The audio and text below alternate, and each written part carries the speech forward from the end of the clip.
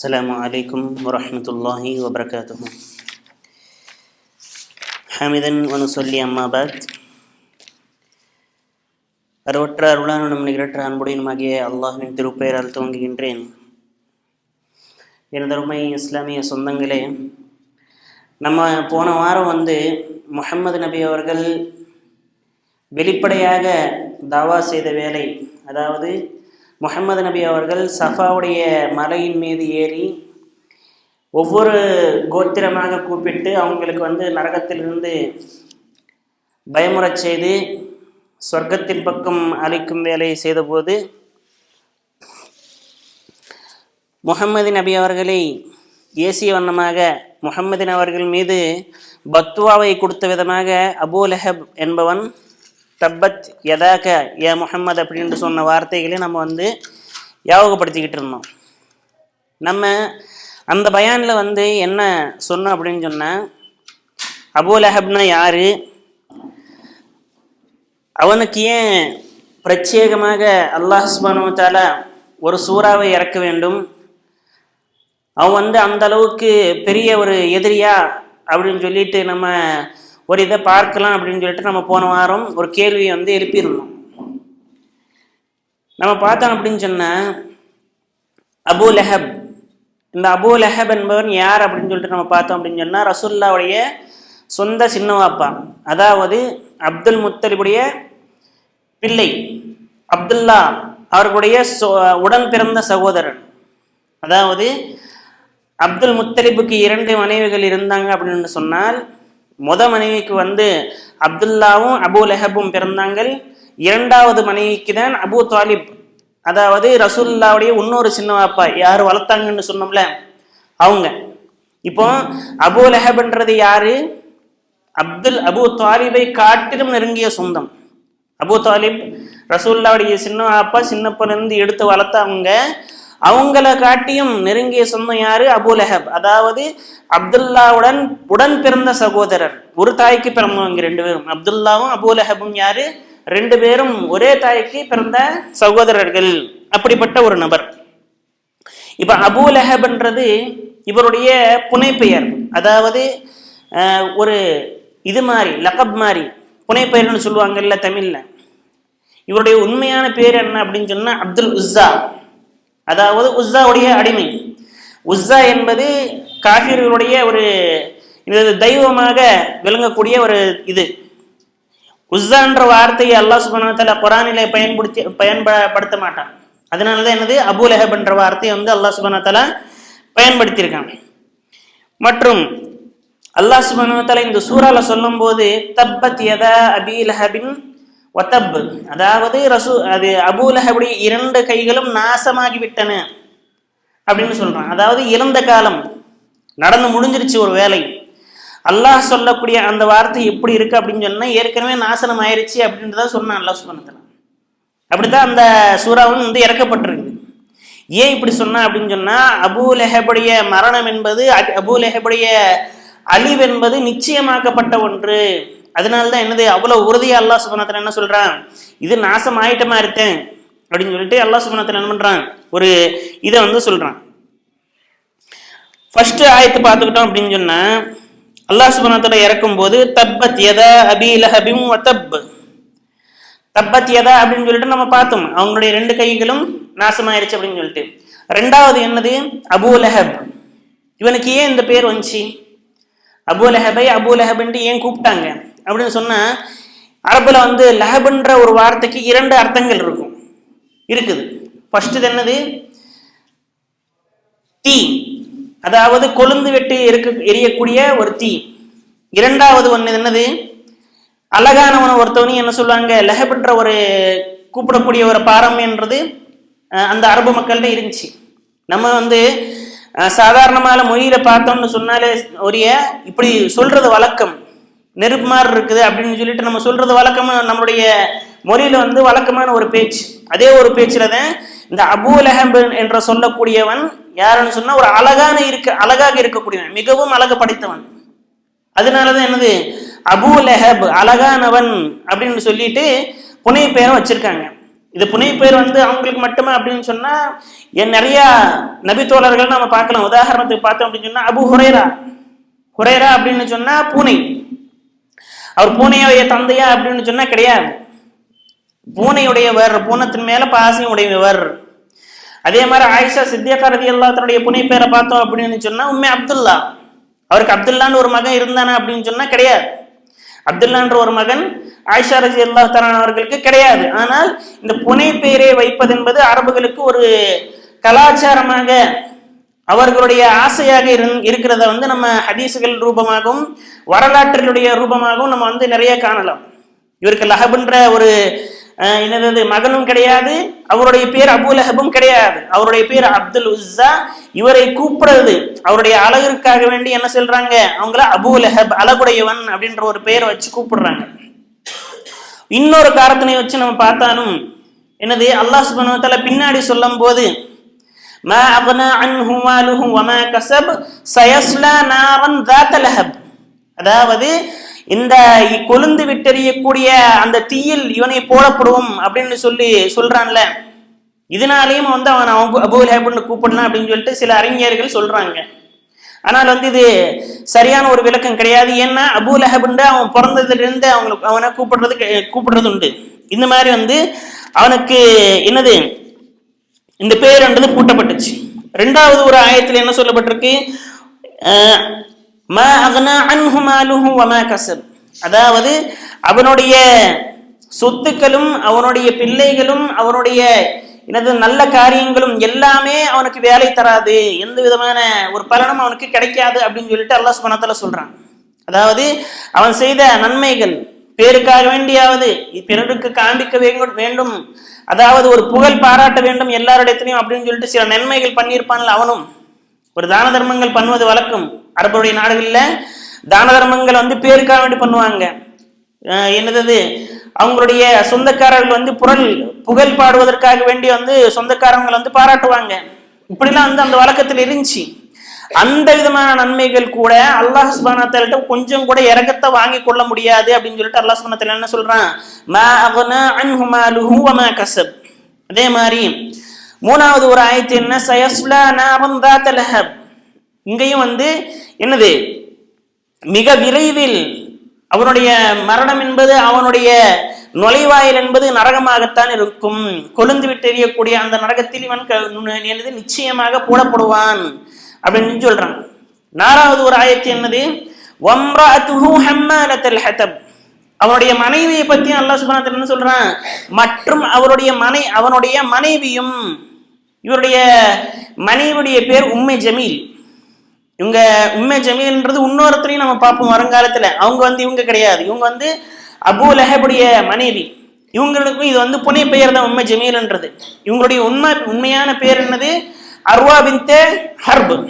அர்வா பின்த் ஹர்ப், அதாவது இவர் யாருடைய மனைவி, அபூ லஹபுடைய மனைவி, அபூ சுஃபியானுடைய தங்கச்சி, அபூ சுஃபியான் பின்த் ஹர்ப்.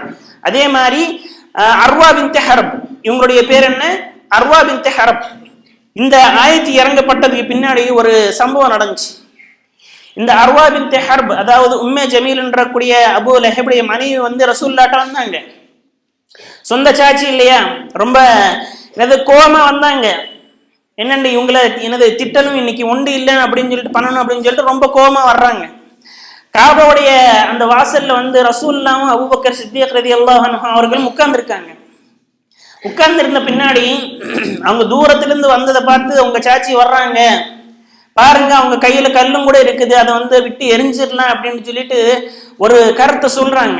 ரசூலுல்லாஹ் என்ன சொல்றாங்க, நீங்க பயப்படாதீங்க, அவங்களுடைய கண்ணுக்கு நான் தெரிய மாட்டேன் அப்படின்னு சொல்லிட்டு என்ன பண்றாங்க, உட்கார்ந்துருக்காங்க. உட்கார்ந்து இருக்கிறப்போ என்னது, அங்க வந்து அபூபக்கர் சித்திக் ரலியல்லாஹு அன்ஹு கேட்கறாங்க, எங்க முஹம்மது அப்படின்னு சொல்லிட்டு கேட்டு, என்னை பத்தி இப்படிலாம் சொன்னாங்களாமே, என்னை வந்து திட்டுற வண்ணமாகவே ஆயத்துல இறங்குச்சாமே அப்படின்னு சொல்லிட்டு கேட்டு என்ன சொல்றாங்க, அன பின்த் சய்யிதிஹா வ அன உக்தி சய்யிதிஹா மற்றும் அன ஜௌஜி சய்யிதிஹா.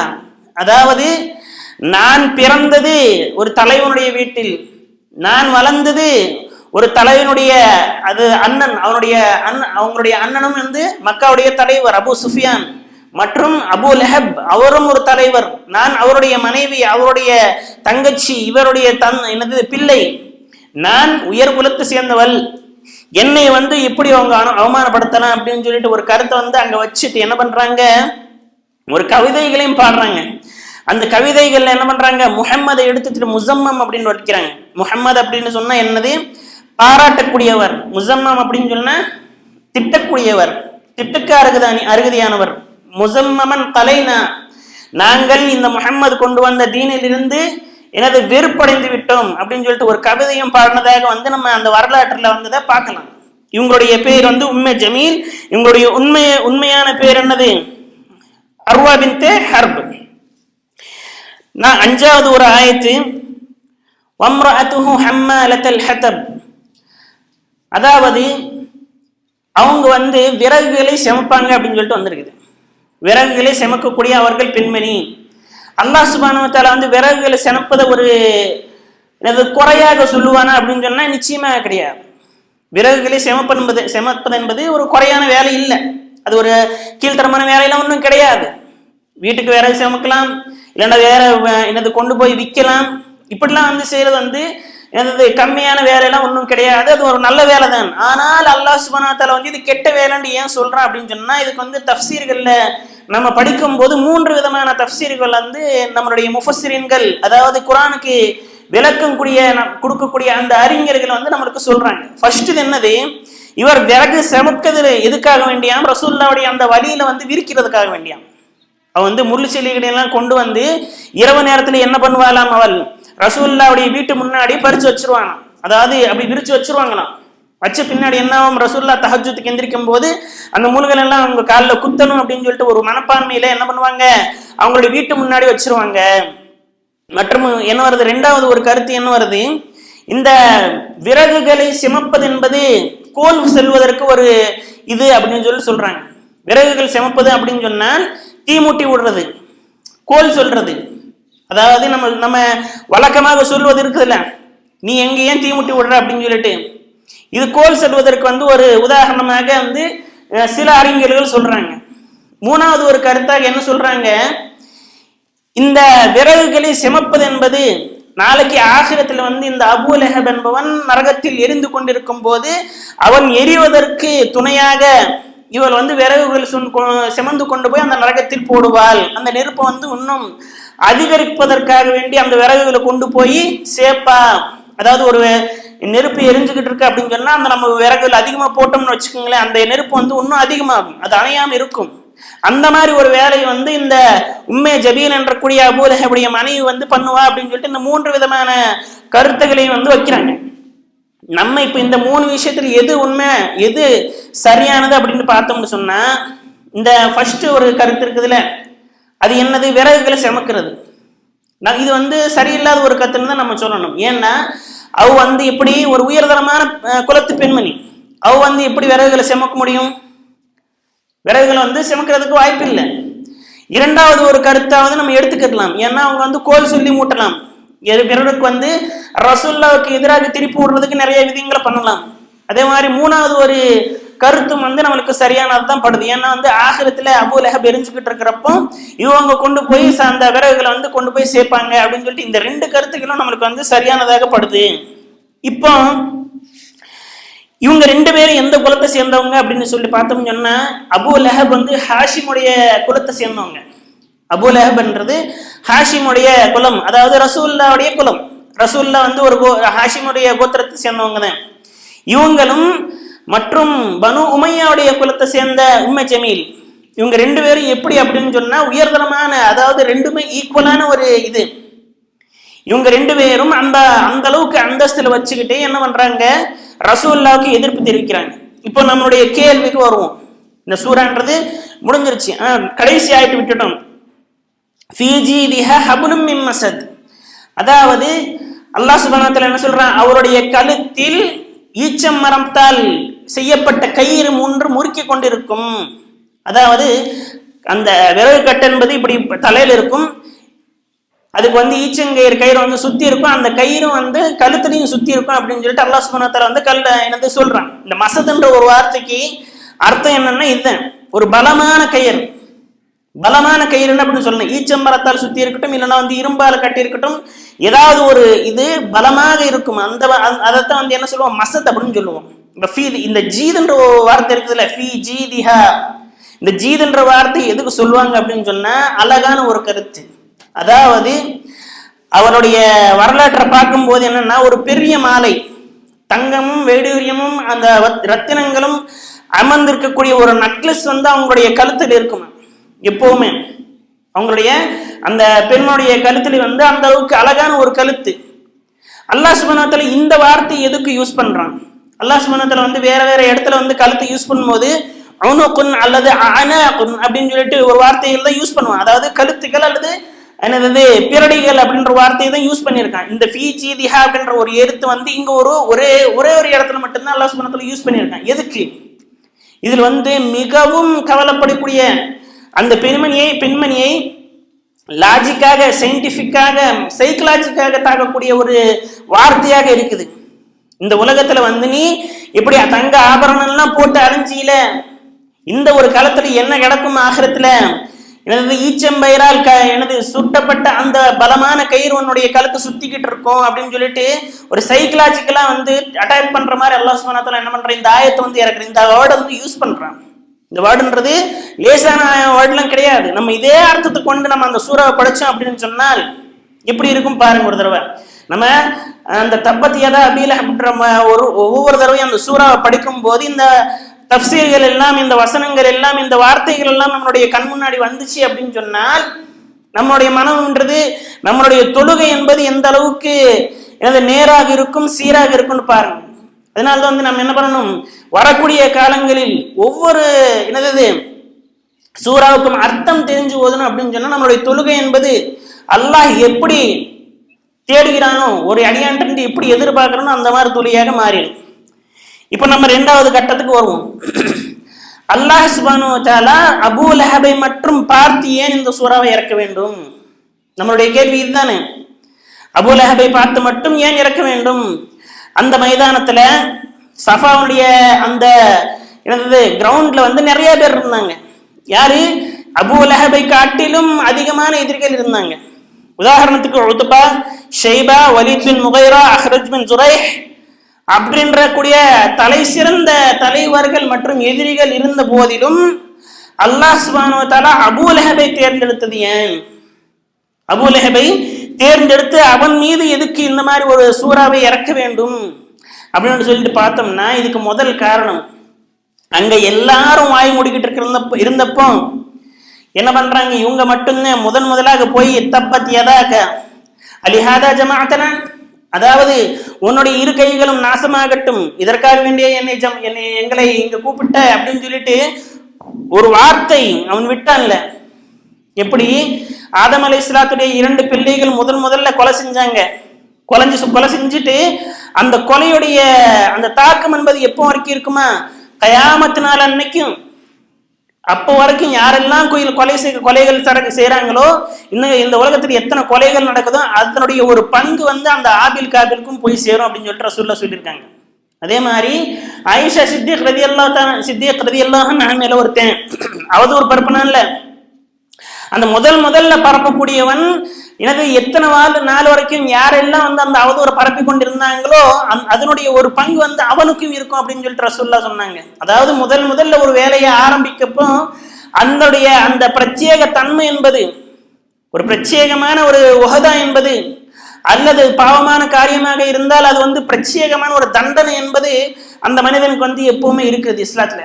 அல்லாஹ் ரசூல் ஸல்லல்லாஹு அலைஹி வஸல்லம் என்ன சொன்னாங்க, மன் சன்ன சுன்னத்தன் சய்யத்தன் ஃபலஹா அஜ்ருஹா, அதாவது ஒரு நபர் ஒரு சுன்னத்தை, அதாவது ஒரு கெட்ட காரியத்தை அல்லது ஒரு நல்ல காரியத்தை ஆரம்பிச்சு வச்சாங்க அப்படின்னு சொன்னா அடுத்த நபர்கள் செய்யக்கூடிய ஒரு பங்கு இவருக்கும் சேரும்.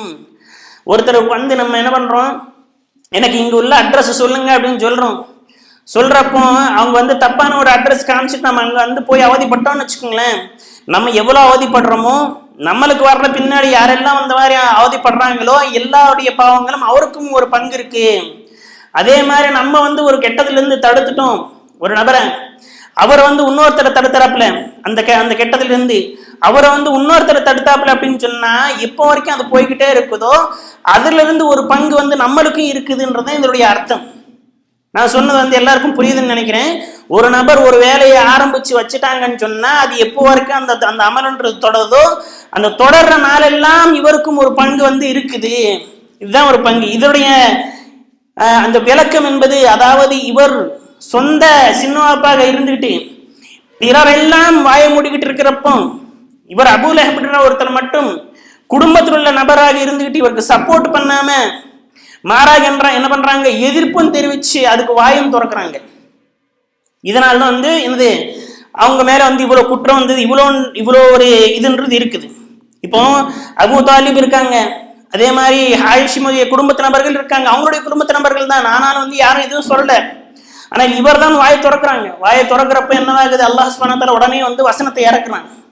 அல்லாஹ் சுப்ஹானஹு வ தஆலா வந்து குர்ஆன்ல ஒரு பிரத்யேகமான சூரா ஜஹல்காண்ட் அபூ ஜஹல்காண்ட் இறக்கல.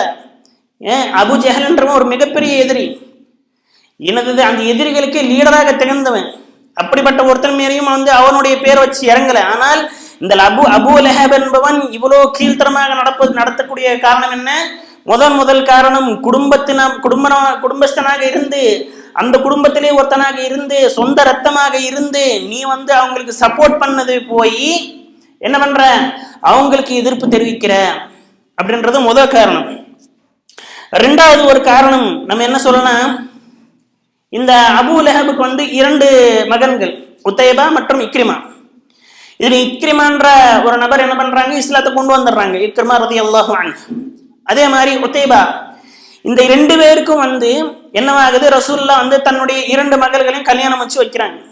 இதுல வந்து அபூ லஹபுடைய பேச்சு கேட்டு உத்தைபா அப்படின்ற ஒரு நபர் என்ன பண்றாப்புல, தன்னுடைய எனது மனைவிக்கு விவாகரத்து கொடுத்துடுறாங்க. கொடுத்துட்டு பின்னாடி அந்த உத்தைபா என்ன பண்றாப்புல, இந்த தந்தையுடைய பேச்சு கேட்டுக்கிட்டு ரசூலுல்லாஹ்வுடைய மூஞ்சி மேல காரி துப்புறாங்க. ரசூலுல்லாஹ்வுடைய மூஞ்சி மேல காரி துப்புறாங்க. சொந்த எனது மகனே, அதாவது தன்னுடைய சகோதரருடைய மகனே என்ன பண்றான், முகம் மேல காய் துப்புறானே அப்படின்னு சொல்லிட்டு மிகவும் வருத்தப்பட்டு ரசூலுல்லாஹ் வந்து துவா செய்யறாங்க. என்னண்டு, உன்னுடைய நாய்களில் இருந்து ஒரு நாய் உன் மீது ஏவி விட்டுரு அப்படின்னு சொல்லிட்டு துவா பண்றாங்க. ஒரு நாள் என்னாச்சு, ஷாம் நகரத்திலிருந்து திரும்ப இவங்க வர்றாங்க. இந்த உத்தைபன்ற ஒரு நபர் என்ன பண்றாங்க, அபூ லஹபுடைய அந்த மகன் வரும்போது ஒரு இடத்துல வந்து தங்க வேண்டி இருக்குது. இருந்தப்போ அபூ லஹபுக்கு வந்து ஞாபகம் வருது, ரசூலுல்லாஹ் இந்த மாதிரி பத்துவா விட்டாங்களே, இது வந்து நடக்குமே கண்டிப்பாக அப்படின்னு சொல்லிட்டு அந்த அளவுக்கு நம்பிக்கையும் இருந்தாப்புல அவர். அதுக்காக என்ன பண்றாங்க, சுத்தி நிறைய பேரை படுக்க வச்சுட்டு இந்த உத்தைபான்ற ஒரு நபர் மட்டும் என்ன பண்றாங்க, அவங்க நடுவுல படுக்க வைக்கிறாங்க. அந்த காட்டுல வந்து ஒரு சிங்கம் திரிஞ்சுக்கிட்டு இருந்துச்சு. அந்த சிங்கம் வந்து இவங்க எல்லாத்தையும் தாண்டி அந்த உத்தைபாவை மட்டும் சாப்பிட்டுட்டு போயிருச்சு. இந்த மாதிரி ஒரு சம்பவம் நடக்கிறது வந்து நம்ம வரலாற்றுல பார்க்கலாம். மூணாவது ஒரு காரணம், அபூ லஹப் இந்த அளவுக்கு வந்து ஒரு கொடுமையானாக மாறுறதுக்கு ஒரு எதிரி, அவன் கூட வந்து நினைச்சு பார்க்க முடியாது. தன்னுடைய எதிரி பிள்ளை வந்து செத்து போயிடுச்சு அப்படின்னு சொன்னா எதிரியாக இருந்தாலும் சரி என்ன பண்ணுவோம், அனுதாபமாவது நடிப்புக்காவது அனுதாபம் தெரிவிப்போம். ஆனால் இந்த அபூ லஹப் என்ன பண்ணா, அங்கேயே போய் டைரக்டா அந்த பிரதேசத்துக்கே போய் முஹம்மதுக்கு இனிமே வாரிசே இல்லை, இந்த தீன் என்பது வளரவே வளராது அப்படின்னு சொல்லிட்டு அங்க வந்து எல்லார்கிட்டையும் கேலியும் கிண்டலும் அடிக்கக்கூடிய அளவுக்கு கீழ்த்தரமாக நடந்துக்கிட்டாங்க. எப்படி எதிரிகள் கூட என்ன பண்ணுவாங்க, நடிப்புக்காகவது அங்க போய் என்ன பண்ணுவோம், ஒரு அனுதாபமோ அல்லது ஒரு ஆறுதலான வார்த்தைகளோ சொல்லிட்டு தான் வருவோம். எவ்வளவு அசிங்கமான இருந்தாலும் சரி, எவ்வளவு கல் நெஞ்சுக்காரனாக இருந்தாலும் சரி என்ன பண்ணுவான், அங்க போய் ஒரு 2 வார்த்தைகள் அனுதாபத்துக்கோ அல்லது ஆறுதலாகவோ 2 வார்த்தைகள் சொல்லிட்டு தான் வர்றது வழக்கம். எங்கென்றாலும் சரி, அரபு நாடாக இருந்தாலும் சரி, இந்தியாவாக இருந்தாலும் சரி, எங்கென்றாலும் இதுதான் வழக்கமாக இருக்கும். ஆனால் இந்த அபூ லஹப் என்ன பண்றான், அங்க போய் டைரக்டா ரசூலுல்லாஹ்வுடைய கண் முன்னாடியே இவனுக்கு இன்னுமே சந்ததியே கிடையாது, ஒளிஞ்சு போச்சு இந்த தீன் அப்படின்னு சொல்லிட்டு வந்தவன். நாலாவது ஒரு காரணம், இந்த அபூ லஹப்ன்றவனை அல்லாஹ் சுப்ஹானஹு வ தஆலா வந்து இந்த அளவுக்கு வெறுக்கக்கூடிய காரணம் என்ன அப்படின்னு சொன்னா, ரசூலுல்லாஹ் சஜ்தால இருக்கும்போது மக்காவினுடைய முன்னாடி ஒட்டகத்துடைய அந்த குடல்களை போட்டு கொண்டு வந்தவன் இவன் மட்டும்தான். அபூ லஹப்ன்றவன் ஒட்டகத்துடைய அந்த குடல்களை வந்து ரசூலுல்லாஹ் சஜ்தால இருக்கும்போது போட்டுருவான். போட்ட பின்னாடி சின்ன குழந்தையான ஃபாத்திமா ரலியல்லாஹு அன்ஹா வந்து அந்த இதை வந்து அகட்டி விடுவாங்க. இப்படிலாம் வந்து கொடுமைக்காரன் அவன். இது வந்து ஒரு பக்கமாக இருந்தாலும் இன்னும் சில காரணங்கள் இருக்குது. ஃபர்ஸ்ட் என்னது நம்ம பார்த்தோம் அப்படின்னு சொன்னா, குர்ஆன்ல பார்க்கும்போது ரசூலுல்லாஹ்வுடைய எதிரிகளையும் நம்ம வந்து 4 விதமாக காணலாம். குர்ஆன்லயும் ஹதீஸ்லயும் தேடும் போது ரசூலுல்லாஹ்வுடைய எதிரிகளையும் 4 விதமாக காணலாம். முதலாவது காஃபிராக இருந்தாலும் சரி ரசூலுல்லாஹ்வுக்கு ஆறுதலாக நின்றவங்க. காஃபிர்களாக இருந்தாலும் அவர்களுடைய அந்த இஸ்லாத்தை ஏற்க மறுத்தாலும் சரி, அதாவது அவங்களுக்கு பக்கபலமாக நின்றவங்க. முதல்ல யார் நம்மளுக்கு ஞாபகம் வருவான்? அபூ தாலிப். இவங்க வந்து அவங்களுக்கு அவங்க இறக்குற வரைக்கும், அபூ தாலிப் இறக்குற வரைக்கும் என்ன பண்ணாங்க? ரசூலுல்லாஹ்வுக்கு பக்கபலமாக நின்றாங்க. இவர் ஒரு வேற வந்து இஸ்லாத்துக்கு வந்திருந்தார், அபூபக்கர் சித்தீக் ரலியல்லாஹு தஆலா அந்த அந்தஸ்து கிடைச்சிருக்கும். அப்படிப்பட்ட ஒரு நபர். அதே மாதிரி இரண்டாவது ஒரு நபர் யார் நம்ம பார்க்கும்போது முத்தைம் பின் அதி. இவரும் வந்து இஸ்லாத்துக்கு வரல. ஆனால் ரசூலுல்லாஹ் வந்து என்னது மக்காக்குள்ள நுழைய அந்த அனுமதி கேட்டப்போ எல்லாரும் வந்து வர வேணாம்னு தடுத்தாங்க. இந்த முத்தைம் பின் அதி வந்து நீங்க உள்ளாக்க வாங்க, நான் உங்களுக்கு வந்து அபயம் கொடுக்குறேன், என்னுடைய அமானத்தில் நீங்க வந்து இந்த உள்ளாக்க வரலாம் அப்படின்னு சொன்னோன்னே ரசூலுல்லாஹ் என்ன சொல்றாங்க? நீங்க வந்து என்னை கூட்டிட்டு போங்க. ஏன்னா இவங்க சொன்னாங்க அப்படின்னு சொல்றதை காட்டிலும் அவங்க வந்து கூட்டிட்டு போனா வந்து இன்னும் கொஞ்சம் மரியாதையா இருக்கும் அப்படின்னு சொல்லிட்டு ரசூலுல்லாஹ் வந்து முத்தைம் பின் அதிக்கு வந்து ஒரு தகவல்ன்றதை அனுப்புறாங்க. அவங்க என்ன பண்றாங்க? தன்னுடைய 6 மகன்களையும் கூட்டிட்டு வந்து அந்த குதிரை படையை வச்சு என்ன பண்றாங்க? எவ்வளவோ மரியாதையாக ஆரவாரமாக அந்த ரசூலுல்லாஹ் என்ன பண்றாங்க? மக்காவுக்குள்ள கூட்டிட்டு போறாங்க. இது ஒரு கூட்டம். ரசூலுல்லாஹ்வுடைய அந்த தீனை ஏற்றுக்கொள்ளாவிட்டாலும் ரசூலுல்லாஹ்வுக்கு பக்கபலமாக நின்றவர்கள் யாரு? அபூ தாலிப் மற்றும் முத்தைம் பின் அதி போன்ற நபர்கள். இரண்டாவது ஒரு கூட்டம் என்னது? ரசூலுல்லாஹ்வுக்கு உண்மையான எதிரிகளாக இருந்தாங்க. அதாவது தன்னுடைய தீனுக்கு தான் நம்பிய அந்த கொள்கைக்கு உண்மையான நபர்கள். அது குஃப்ராக இருந்தாலும் சரி, அதற்காக வேண்டி உயிரம் கொடுத்த நபர்கள். யாரு நம்ம பார்த்தோம் அப்படின்னு சொன்னா உத்பா பின் ரபியா, ஷைபா, இவர்கள்லாம் வந்து என்னது பத்ருடைய யுத்தத்துக்கு டைரக்டா போனாங்க. போன பின்னாடி அவர் நம்பி அந்த கொள்கைக்கு வந்து உசிரையும் கொடுத்தாங்க. இது வந்து இரண்டாவது ஒரு ரகம். எது? ரசூலுல்லாஹ்வுக்கு உண்மையான எதிரிகள். அதாவது அவருடைய மனசுல வந்து கபடன்றது கிடையாது. ரசூலுல்லாஹ் மேல ஒரு கோபமே தவிர என்னது அந்த கபடன்றது கிடையாது. மூன்றாவது ஒரு கூட்டம், இவர்கள் யாரு? ரசூலுல்லாஹ்வுடைய அந்த இஸ்லாம் என்பது உண்மை அப்படின்னு தெரிஞ்சாலும் அது வந்து நிராகரிச்சவங்க. மூன்றாவது ஒரு கூட்டம் என்னது? இவங்க வந்து அந்த தீனன்றது உண்மை அப்படின்னு தெரிஞ்சிடும், ஆனாலும் சரி என்ன பண்றாங்க? அந்த வந்து தீனை வந்து நிராகரிக்கிறாங்க. யார் இது? இந்த ஒரு இதுல வந்து வலீத் பின் முகைரா அப்படின்ற ஒருத்தன் வருவான். ஏன்னா அல்லாஹ் சுப்ஹானஹு வ தஆலா இந்த சூரா நூன்ல சொல்லும் போது என்ன சொல்றான்? இன்னஹு ஃபக்கர வ கத்தர் ஃபகுதில கைஃப கத்தர் சும்ம குதில கைஃப கத்தர் சும்ம நதர் சும்ம பஸர் சும்ம அபஸ வ தவல் சும்ம அபஸ வ பஸர்.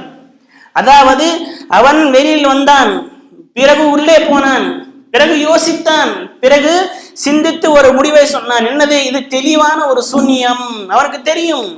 அவங்கிட்ட வந்து கேட்கும் போது எல்லாத்தையும் தெளிவா சொல்லிட்டான். இவது வந்து ஜோதிஷ்யம் கிடையாது, இது சூனியம் கிடையாது, இது வந்து என்னது மனிதனுடைய பேச்சு கிடையாது, மற்றும் என்னது இவர் பைத்திய காரணம் இல்லை, இது வந்து இறை வேதமே தவிர வேறில்லை அப்படின்னு சொல்லிட்டு சொன்ன பின்னாடியும் மக்களுக்காக வேண்டி, மக்களுடைய சந்தோஷத்துக்காக வேண்டி என்ன பண்றான்? இது வந்து இஸ்லாம் இல்லை, இது வந்து குர்ஆன் கிடையாது, இது இறைவேதம் கிடையாது, இது தெளிவான சூனியம் அப்படின்னு சொல்லிட்டு சொன்னவன் இவன் ஒருவேளை இஸ்லாமை கொண்டு வந்தா எப்படி மாறுவான் தெரியுமா? ஒரு முனாஃபிக்காக தான் மாறுவான். ஒரு அப்துல்லா பின் உபை பின் சலூல் அப்படிப்பட்ட ஒரு நபராகத்தான் இவன் மாறி இருப்பான். நாலாவது ஒரு கூட்டம் அபூ லஹப். இந்த கூட்டத்தை தான் சார்ந்தவன். எப்படி? எந்த விதமான ஒரு தைரியமும் கிடையாது, செலவழிக்கணும்ன்ற ஒரு மனப்பான்மையும் கிடையாது, அதே மாதிரி நல்ல காரியங்களும் வந்து செய்ய மனசு வராது. தன்னுடைய எதிரிகளுடைய பிள்ளை இறந்து போனாலும் சரி மனம் இறக்கும் வர கூட இல்லாத அளவிற்கு அவனுடைய மனசுன்றது கடினமான ஒரு மனசு. மிகவும் இந்த மேற்சொல்லப்பட்ட 3 வகைக்கும் சேராத ஒரு நபராக, மிகவும் கீழ்த்தரமான ஒரு நபராக வந்து இந்த அபூ லஹப் என்றவன் இருந்தான். இதனால்தான் அல்லாஹ் சுப்ஹானஹு என்ன பண்றான்? இந்த அபூ லஹபை பற்றி ஒரு சூறாவே இறக்குனான். இவனுடைய மனைவியும் பாருங்க, அல்லாஹ் சுப்ஹானஹு வ தஆலா இப்படி சொல்றான், இந்த மனைவியும் என்னவாகுது? இவளும் நரகத்துக்கு தான் போவ. எதுக்கு? இந்த குர்ஆன் நம்ம தேடும் போது நம்மளுக்கும் வந்து பெண்களிலே வந்து 4 விதமான பெண்கள் தெரிவாங்க. நம்மளுக்கு நம்ம பார்க்குறப்போ முதல் கூட்டம் என்னது? நல்ல ஒரு கணவனுக்கு கெட்ட ஒரு மனைவி. உதாரணத்துக்கு பார்த்தோம் அப்படின்னு சொன்னா நூஹ் அலைஹிஸ்ஸலாத்துடைய மனைவியும் மற்றும் லூத் அலைஹிஸ்ஸலாத்துடைய மனைவியும் இவங்க அந்த காலத்து நபியுடைய மனைவிகள். ஆனாலும் அவர்கள் நல்லவர்களா அப்படின்னு சொல்லி கேட்டால் அவங்க நல்லவங்க கிடையாது. அல்லாஹ் சுப்ஹானஹு வ தஆலா என்ன பண்றான், இவங்க உங்களுடைய குடும்பத்த நபர்களே கிடையாது அப்படின்னு சொல்லிட்டு சொல்ற அளவுக்கு கெட்டவங்க. இரண்டாவது ஒரு கூட்டம், கெட்ட கணவனுக்கு நல்ல மனைவி. யாரு? ஃபிரௌனுடைய மனைவி ஆசியா. இவங்களும் என்னது, சொர்க்கத்திற்குள் போகக்கூடிய ஒரு நபர்.